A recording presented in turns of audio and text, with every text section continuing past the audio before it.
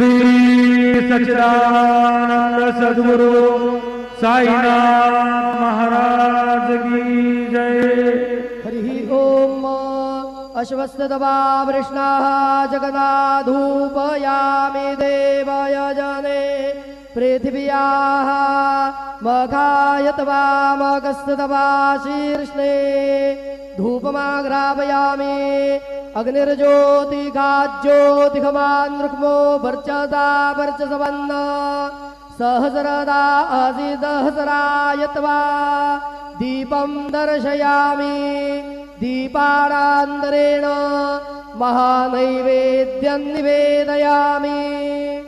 ओम प्राणदा बाणदाभ्याणदा वर्जोदा बरिवोदा अन्यास्ते असमत्तबन्धुहेतया